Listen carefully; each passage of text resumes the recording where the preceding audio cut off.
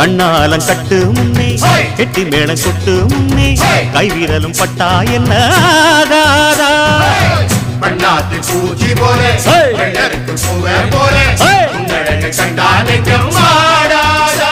அடி மஞ்ச கிழங்கு சிறு இன்ப கிழங்கு